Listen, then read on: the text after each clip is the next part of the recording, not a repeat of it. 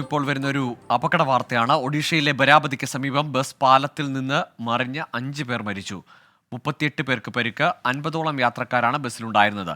ബൽറാം നെടുങ്ങാടി ചേരുന്നുണ്ട്. ബൽറാം, എവിടെ നിന്ന് എങ്ങോട്ട് പോകുന്ന ബസ്സായിരുന്നു ഇത്? എന്താണ് അപകട കാരണം?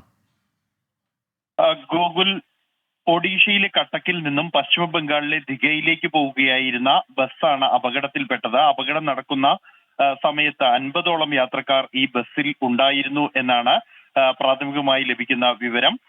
ഇന്ന് വൈകിട്ട് 9:30 ഈ അപകടം ഉണ്ടാവുന്നത്. ഒഡീഷയിലെ ജാജ്പൂർ ജില്ലയിലെ ബരാമതിക്ക് സമീപം ദേശീയപാത 16-ലെ മേൽപ്പാലത്തിൽ നിന്നും ഈ ബസ് താഴേക്ക് മറിയുകയായിരുന്നു.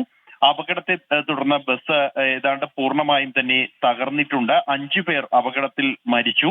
38 പേർക്ക് പരിക്കേറ്റിട്ടുണ്ട്.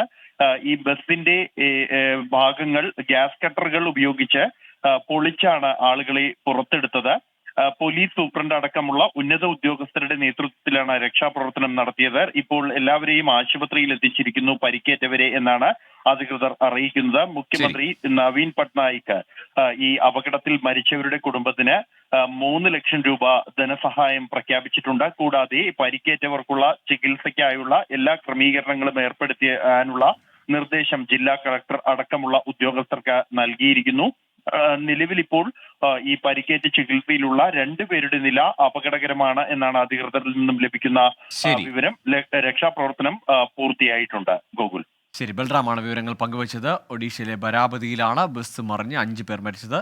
50ഓളം യാത്രക്കാരാണ് ബസ്സിലുണ്ടായിരുന്നത്. 38 പേർക്ക് പരിക്കുണ്ട്. അതിൽ 2 പേരുടെ നില ഗുരുതരമെന്നതാണ് ഏറ്റവും ഒടുവിൽ വരുന്ന വിവരം.